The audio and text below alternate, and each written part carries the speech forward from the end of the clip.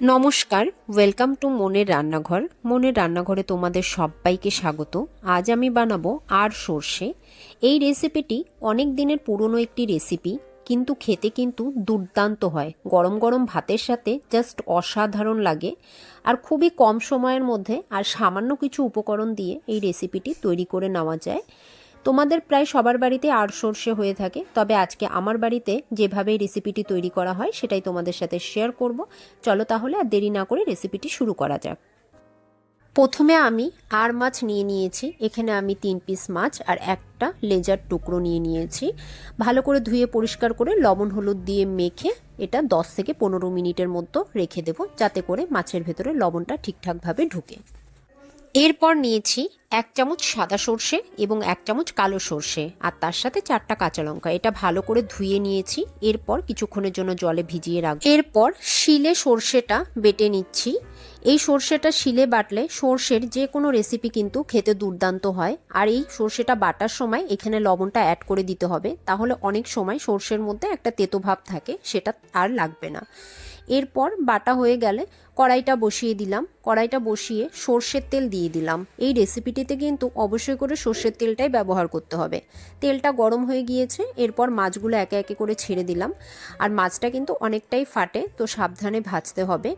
এক পাশ ভাজা হয়ে গেলে তারপর উল্টে পাল্টে দুপাশ খুব ভালো করে সোনালি করে ভেজে নেব। ভেজে মাছটা তুলে নিলাম।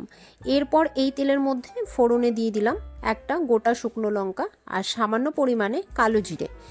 একটু 10 থেকে 15 সেকেন্ডের মতন ফ্রাই হয়ে আসলে এর মধ্যে অ্যাড করে দিতে হবে সেই সর্ষে বাটাটা। সর্ষে বাটাটা দিয়ে আবারও একটু নাড়াচাড়া করে নিয়ে এর মধ্যে অ্যাড করে দিলাম সামান্য পরিমাণে হলুদ, যতটা আর কি প্রয়োজন, আর এর সাথে সামান্য পরিমাণে লবণ। বাটার সময় লবণ দেওয়া হয়েছিল, তো সেই বুঝে তোমরা ব্যবহার করবে। এরপর 1 মিনিটের মতন গ্যাসের ফ্লেমটা লোতে রেখে নাড়াচাড়া করে নেব। এই টাইমে অ্যাড করে দিলাম স্বাদ মতো চিনি। এই চিনিটা শুধুমাত্র টেস্টটা ব্যালেন্সের জন্যই আর কি দেওয়া। আবারও সমস্ত উপকরণগুলো 1 মিনিটের মতন নাড়াচাড়া করতে থাকবো। গ্যাসের ফ্লেমটা কিন্তু বাড়ানো যাবে না, বেশি ভাজা হলে কিন্তু সর্ষেটা তেতো হয়ে আসবে। এই টাইমে অ্যাড করে দিলাম পরিমাণ মতো জল। এখানে তোমরা যে যতটা গ্রেভি পছন্দ করো সেই হিসেবে দেবে, মানে মাছটা সেদ্ধ হওয়া পর্যন্ত যতটা প্রয়োজন। গ্রেভিটা ফুটে উঠলে এর মধ্যে ভেজে রাখা মাছগুলো অ্যাড করে দেব।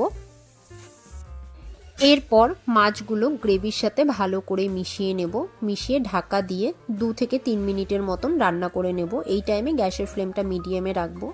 2 থেকে 3 মিনিট পর ঢাকনাটা খুলে চেক করে নিলাম, মাছটা সেদ্ধ হয়ে গেছে।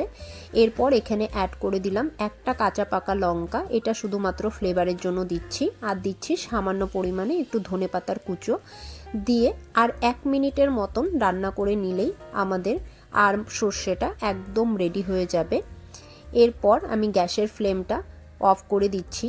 অফ করে ওপর থেকে 1 চামচের মতন কাঁচা সর্ষের তেল দিয়ে দিলাম। এটা কিন্তু খুবই ইম্পর্টেন্ট এই রেসিপিতে। আর সর্ষের মধ্যে এই সর্ষের ঝাঁঝটা কিন্তু দারুণ লাগে, আর গরম গরম ভাতের সাথে খেতে তো জাস্ট দারুণ লাগে।